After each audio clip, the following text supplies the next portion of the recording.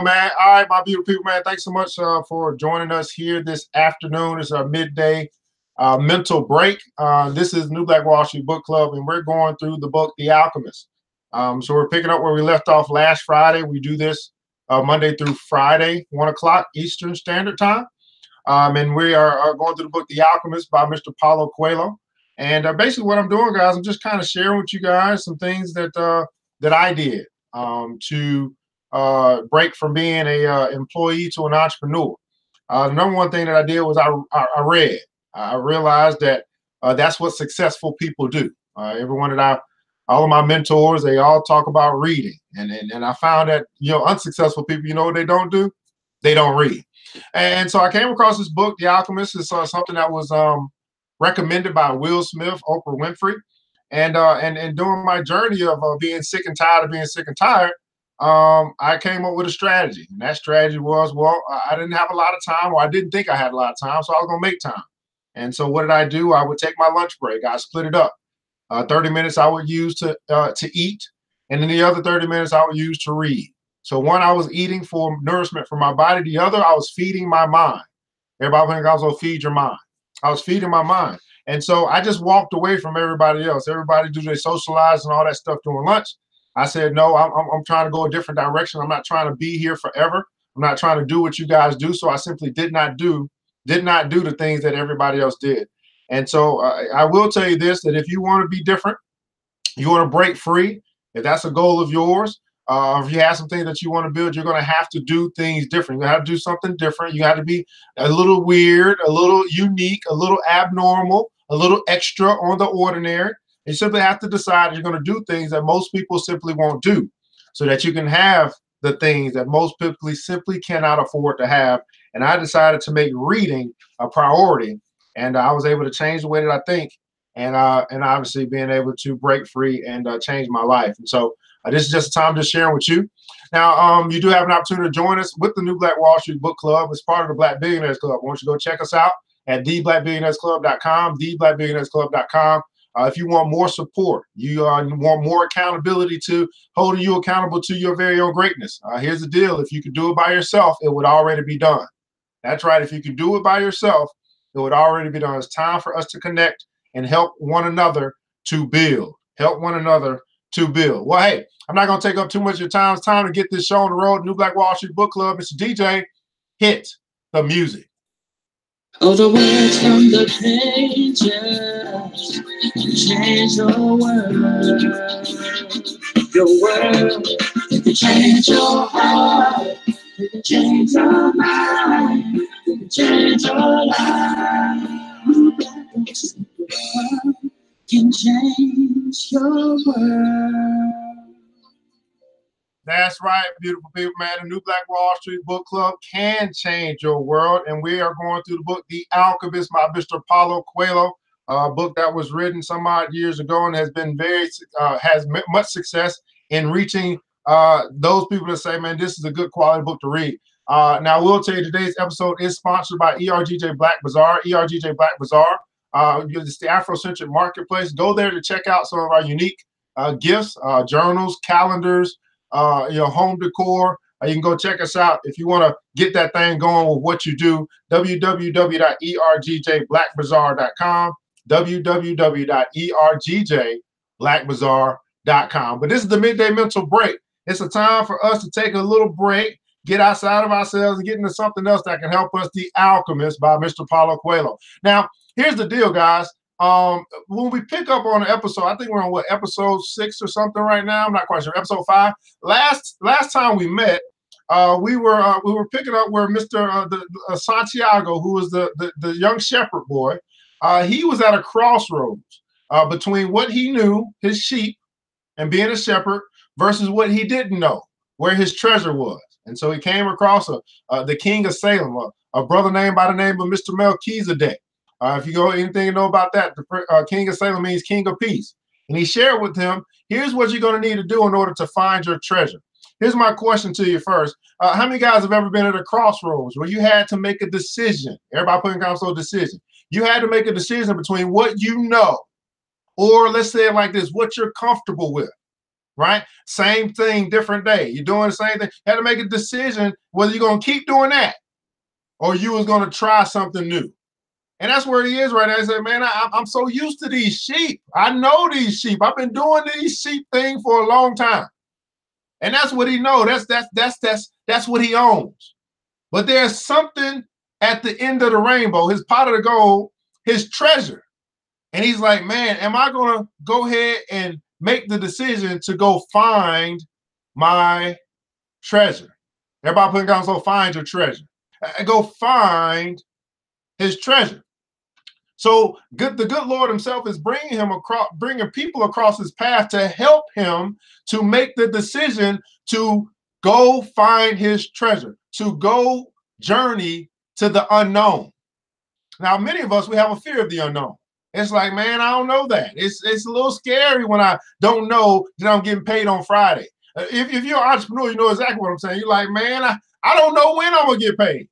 But some way, somehow, as I continue to journey along, as I continue to push forward, as I continue to make progress, money comes in, stuff gets sold. I find new clients, I get new gigs. Because we are moving forward, we are journeying along to find our treasure. How many guys this weekend you took some time to find your treasure?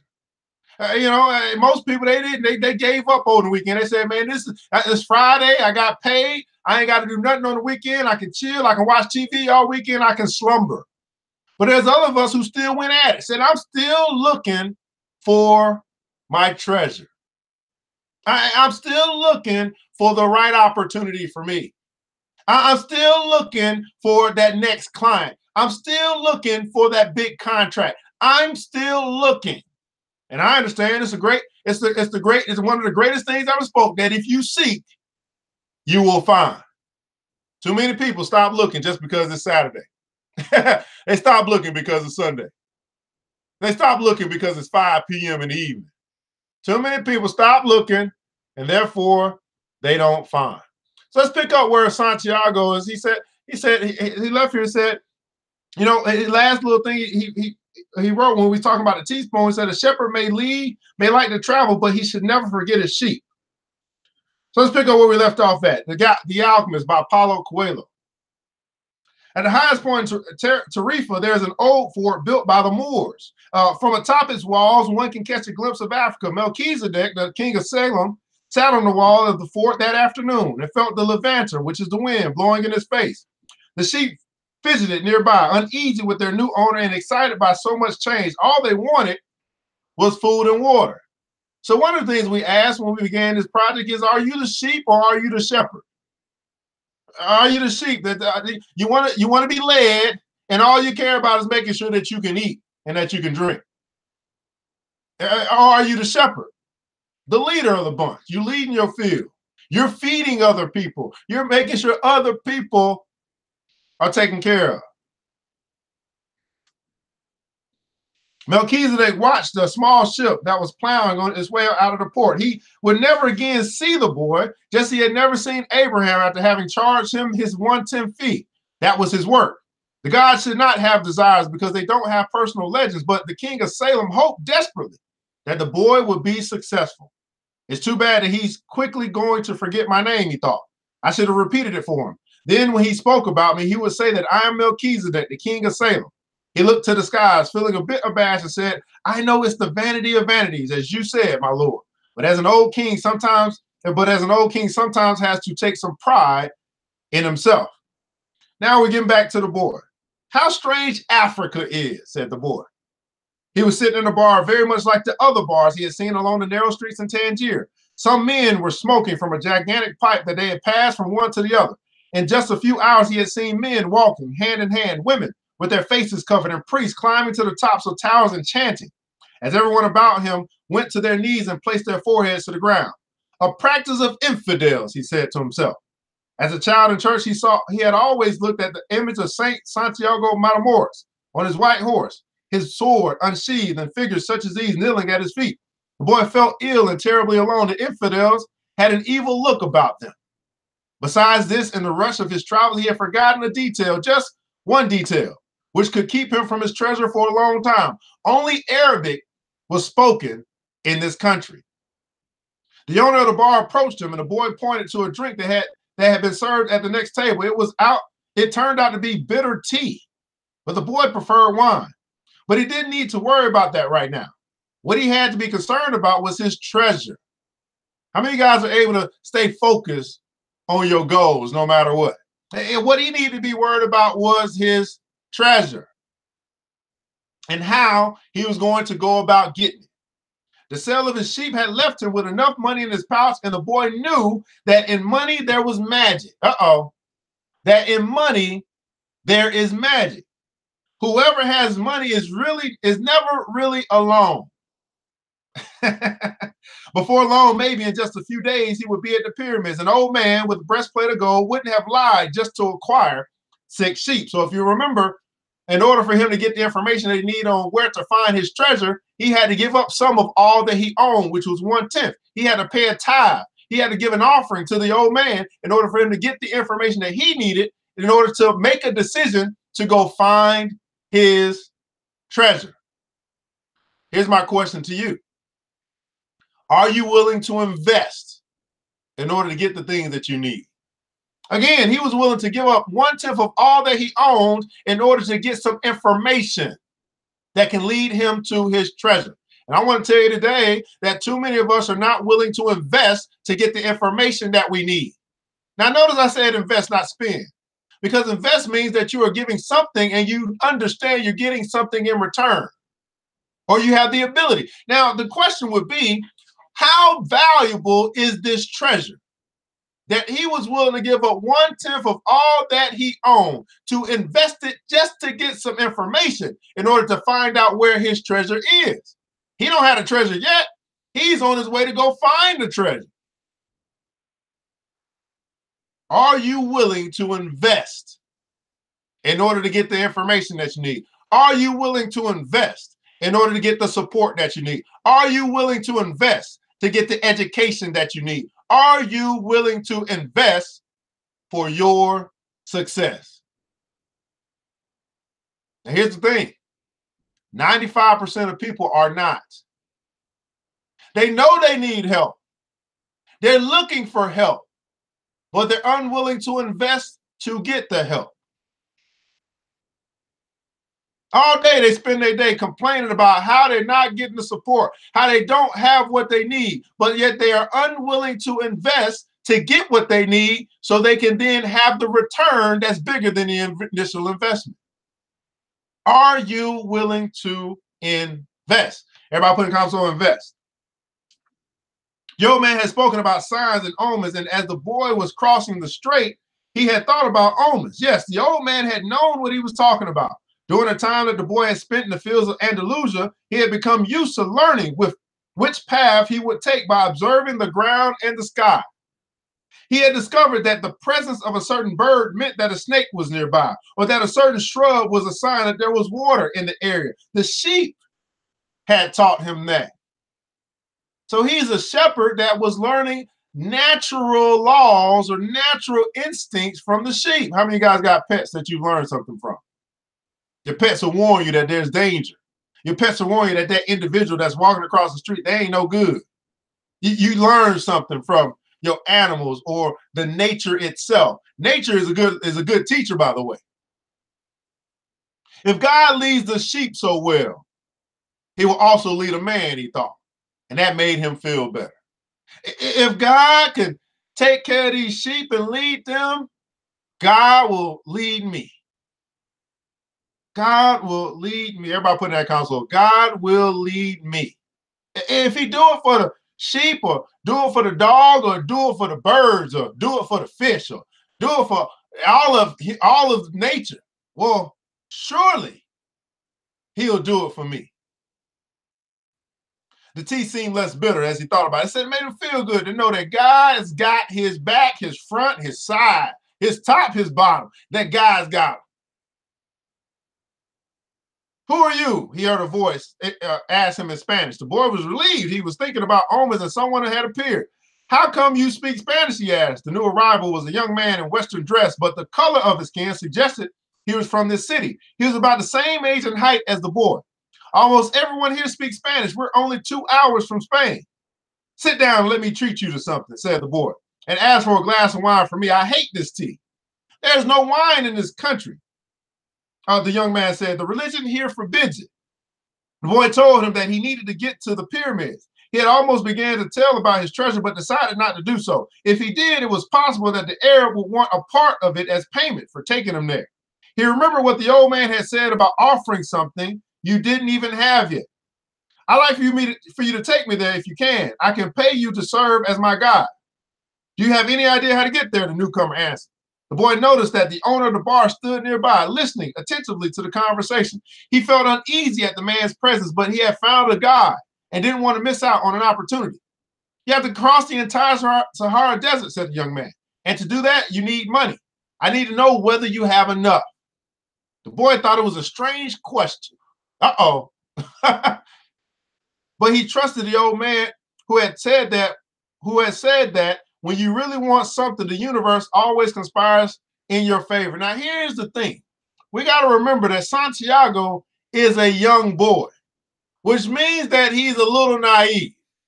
So now he has a stranger who speaks his language, and he trusts him just because he speaks his language. How many guys have been fooled by somebody just because they speak your language? Uh-oh. Let me go a little bit further with that. How many guys have been fooled by somebody just because they speak your language? Just because they can cater to your emotions and they can make you feel good. And you trust them just because they speak your language. Now notice, he felt uneasy about the bartender because the bartender was eavesdropping on the conversation. He felt comfortable with the stranger, both of them strangers, but with the young man who was his age and spoke his language. And then, but guess what? He said, that's a strange question. So it says to me that he was like, what? Why would you ask me? Hold on. Where that question come from? Hold up a second. That's a strange question. What kind of question is that? You trying to find out how much money I got, right? But now he's thinking back to what he went through with the old man, the man he trusted, right? The king of Salem, the king of peace, who said that when you really want something, the universe always conspires in your favor. But he didn't get an understanding of this. This is why I say that just because you got knowledge, just because you know better, don't mean that you'll do better. So he didn't really have an understanding of what the old man had said to him when he said that when you really want something, the universe always conspires in your favor. This is what comes with what we call experience. There's a difference.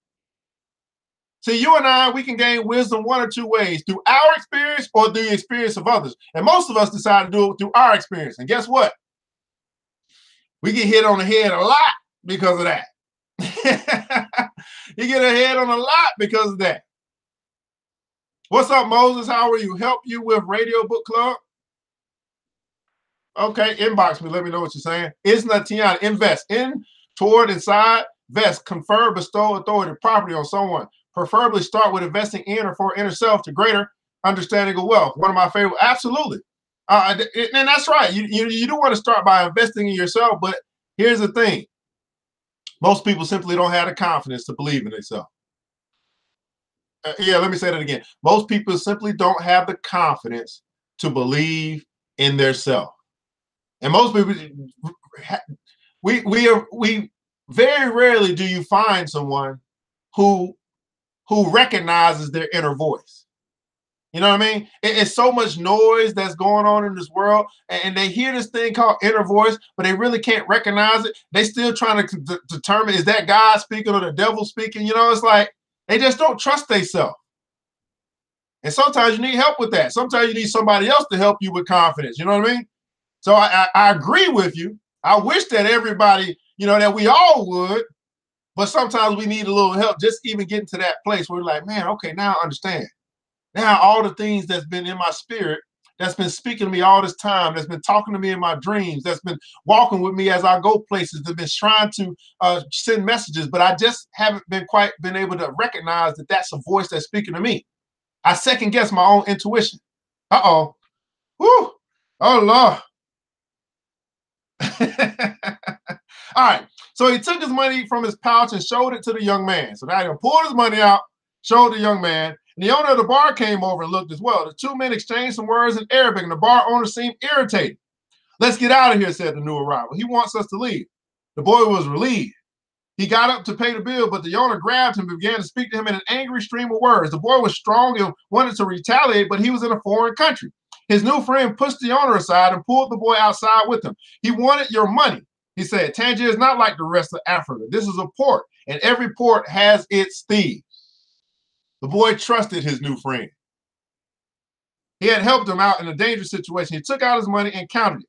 "We could get to the pyramids by tomorrow," said the young boy, taking the money. "But I have to buy 2 camels." Now notice this. Now he's out of the bar. He's feeling relieved. He's feeling pretty comfortable with his new friend who looks like him, who talks like him, who seemingly brought him out of a dangerous situation, but only because he didn't speak Arabic. If he spoke Arabic, then he would have known what they were talking about. Let's keep going. They walked together through the narrow streets of Tangier. Everywhere there were stalls with items for sale. They reached the center of a large plaza where the market was held. There were thousands of people there, arguing, selling, buying, vegetables for sale amongst the daggers and carpets displayed alongside tobacco. But the boy never took his eye off his new friend. His new friend got his money. And they're walking in a strange place with thousands of people, and he's like, "I ain't kicking my eye off this brother because he got my money." And remember, he said that when you got money, you're never alone. The magic of money. After all, he had all his money. He thought about asking him to give it back. That's that intuition. You say inner vest, right? His intuition, "Man, you better get your money back." You better get, you ever had your intuition tell you better do something and you ain't do it? He thought about it, but he didn't do nothing about it. He thought about asking his friend to give it back, but he decided that it would be unfriendly. He didn't want to be unfriendly to get his money that he earned, that he owned, back. He knew nothing about the customs of strange land he was in. "I'll just watch him," he said to himself. He knew that he was stronger than his friend. If he tried anything, I'm going to overpower him. Suddenly, everybody put it down so suddenly. Everybody put it down so suddenly. Suddenly, there in the midst of all that confusion, he saw the most beautiful sword he had ever seen. The scabbard was embossed in silver, and the handle was black and encrusted with precious stones. The boy promised himself that when he returned from Egypt, he would buy that sword. "Ask the owner of that stall how much the sword cost," he said to his friend. Then he realized that he had been distracted for a few moments, looking at the sword. His heart squeezed as if the chest had suddenly compressed it. He was afraid to look around because he knew what he would find. How many of you guys have been in this position before in life where you knew you should have done something, you didn't do it, and then you got distracted by all of the confusion, and then now you realize that what you feared upon had come to pass? So he knew what had just happened. As soon as he took his eyes off his new friend, his money was gone. He continued to look at the beautiful sword for a bit longer until he summoned the courage to turn around. All around him was the market with people coming and going, shouting and buying, and the aroma of a strange food, but nowhere could he find his new friend. Here's a good question. Is it possible that you befriended people too fast without allowing them to show you that they're really friendly?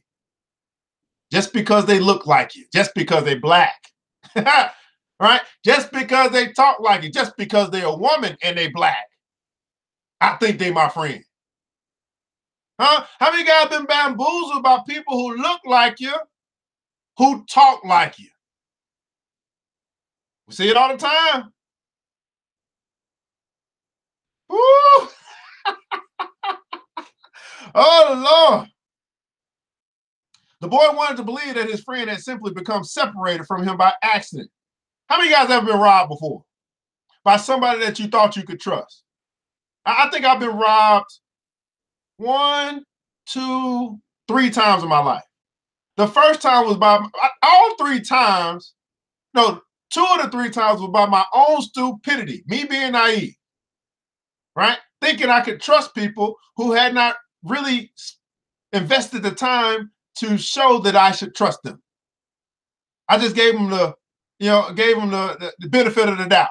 Trust by benefit of the doubt, not by earning. You understand we got to earn trust, right? You shouldn't just be giving trust. People should earn your trust, but that's another story. So one time I've been robbed. I remember the first time I got robbed. The second time I got robbed was someone who actually I allowed to come live in my house, who I thought that I could trust. And she was stealing from me blindly.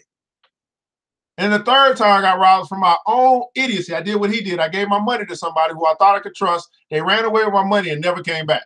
And I never saw them again. Been robbed before? Ooh, it's a bad feeling, but I hope that he just, anyway, boy wanted to believe his friend. He decided to stay right there and await his return. As he awaited, the priest climbed to the top of the nearby tower and began his chant. Everybody in the market fell to their knees, touched their foreheads to the ground, and took up the chant. Then, like a colony of worker ants, they dismantled their stalls and left. The sun began its departure as well. The boy watched it through the trajectory of some time until it was hidden behind the white houses surrounding the plaza. He recalled that when the sun had risen that morning, he was on another continent, still a shepherd with 60 sheep, and looking forward to meeting with a girl. That morning, he had known everything that was going to happen to him as he walked through the familiar fields. But now, everybody put a console, but now, as the sun began to set, he was in a different country. He was a stranger in the land where he couldn't even speak the language. He was no longer a shepherd, and he had nothing, not even the money to return and start everything over. But now, remember, he was at a crossroads before. He had to make a decision whether he was going to stay where he was or he was going to do something different and go after his treasure, to go find his treasure. He finally made that decision, but now, through his being naive, being silly, stupid, and young, now he finds himself in a position where he's in a new country. How many guys have been in this position? You've been in a new place. You're a stranger in the land. Right? You don't even speak the language. Maybe you went on a trip overseas, or you went traveling abroad.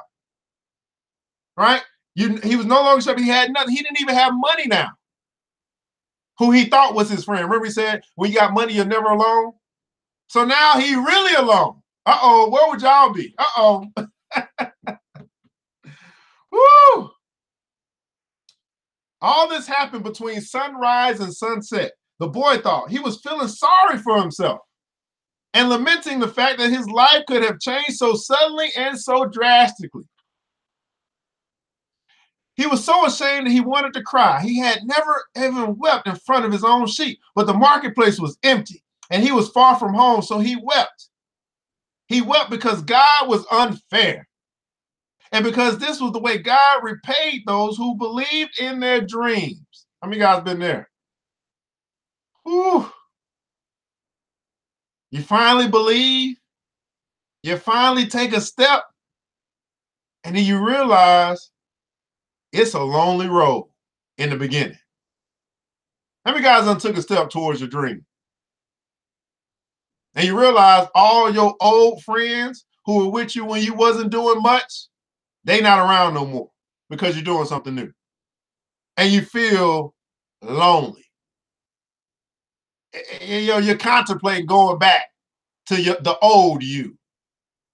And inside of you, you're feeling ashamed. You feel like, man, I'm broke, busted, disgusted, but I got this dream. But I'm all alone. By myself. When I had my sheep, I was happy. I made those around me happy. People saw me coming and welcomed me, he thought. But now I'm sad and alone. I'm going to become bitter and distrustful of people because one person betrayed me. There's some people we know like that. One person did something to them. Now they don't trust nobody. I'm going to hate those who have found their treasure because I never found mine. And I'm going to hold on to what little I have because I'm too insignificant to conquer the world. He opened his pouch, though, to see what was left of his possessions. Maybe there was a bit left of the sandwich he had eaten on the ship, but all he found was the heavy book, his jacket, and the 2 stones the old man had given him. As he looked at the stones, he felt relieved for some reason. You ever been in a position where you felt like this? But then all of a sudden you looked at something, something came to mind. Maybe it was a necklace that your grandmother gave you. Maybe it was a poem that somebody else wrote. Somebody had given you a gift, and you begin to feel some relief from all this stuff that's going on in your head. He had exchanged 6 sheep for 2 precious stones that had been taken from the gold breastplate. He could sell the stones and buy a return ticket, but this time, I'll be smarter. Everybody put in the comments, this time. This time, I'm going to be smarter. I was dumb a few seconds ago when I gave my money to some stranger and he stole from me. I can't blame him because I let my money go. But this time, I'm going to be smarter.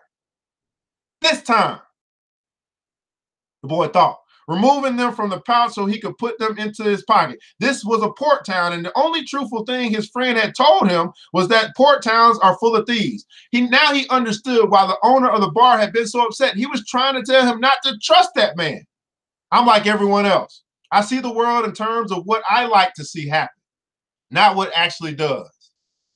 I'm like everybody else. I see the world in terms of what I like to see happen. That's why perspective is reality, right? Your perspective is what is reality, right? It's not the truth. It's just how you see it, and how you see it is your reality. He ran his fingers slowly over the stones, sensing their temperatures and feeling their surfaces. They were his treasure. Just handling them made him feel better.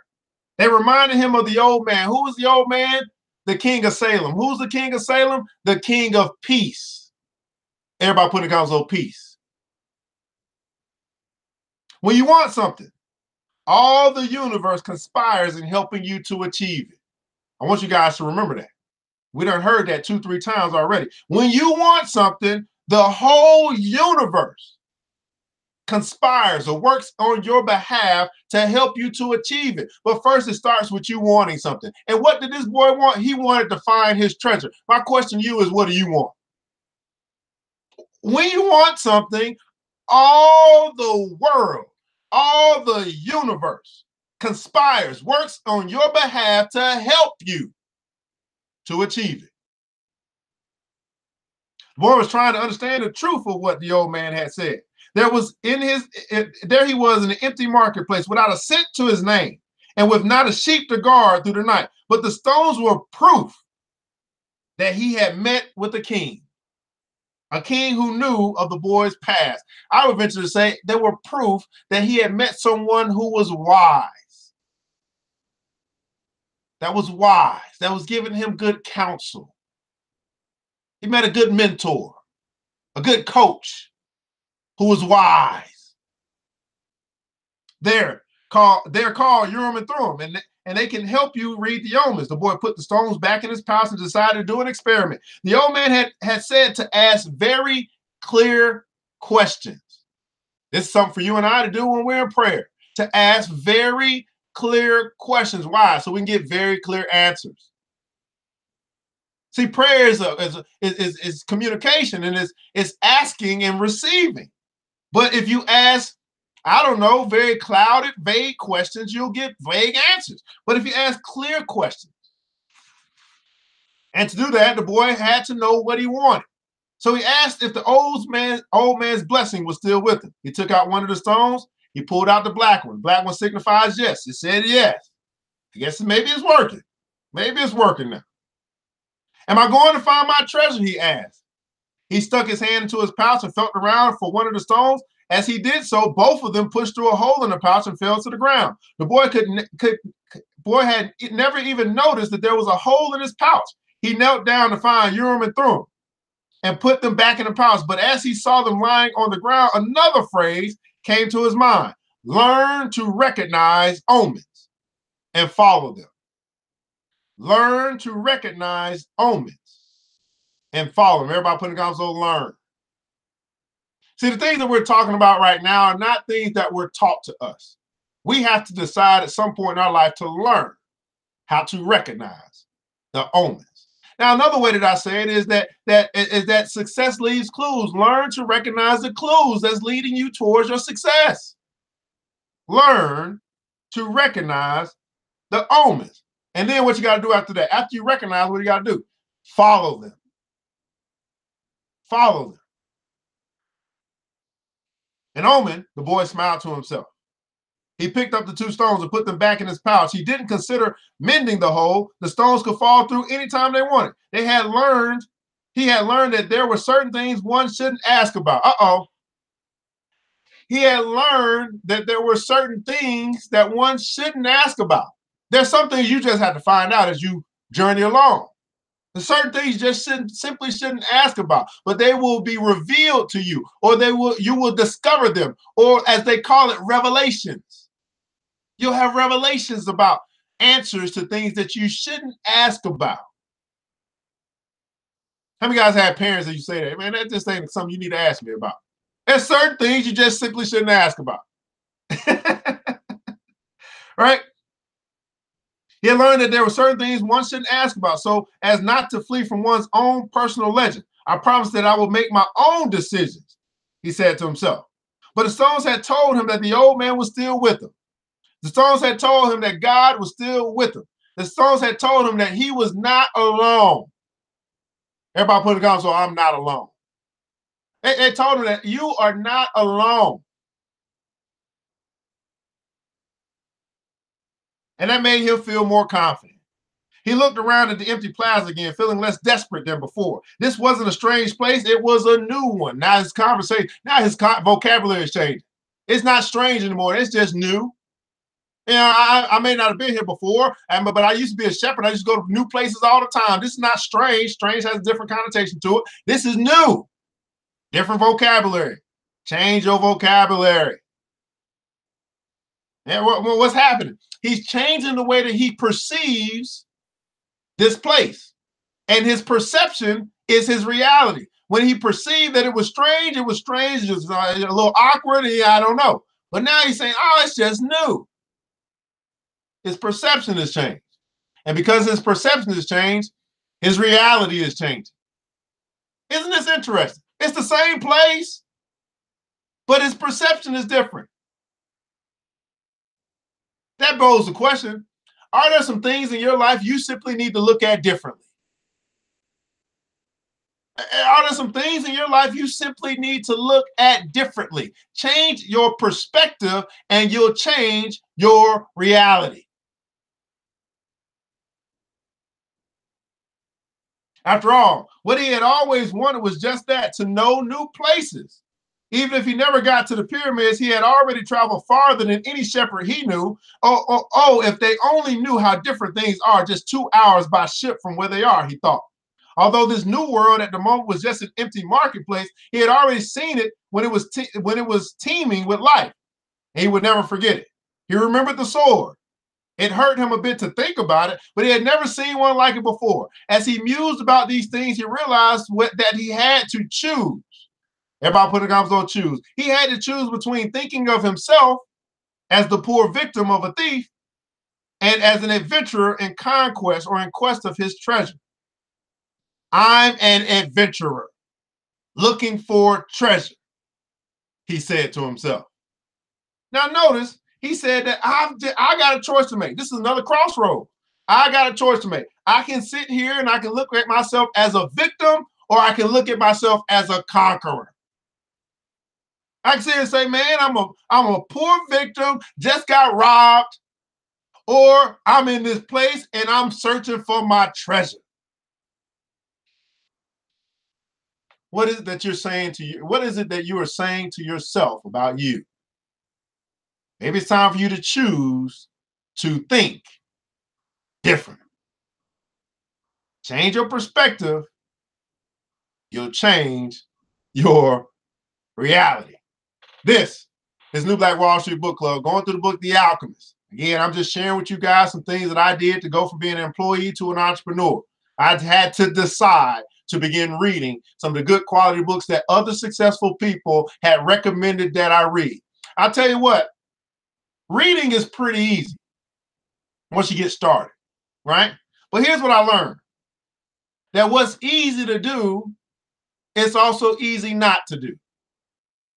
And most people choose the easy way out. They choose not to do. So although you can recommend this book and have people read it and all the other books that might be in my library, 95% of the people simply won't get it. Or if they do get it, they still simply won't read it. It's a great phenomenon.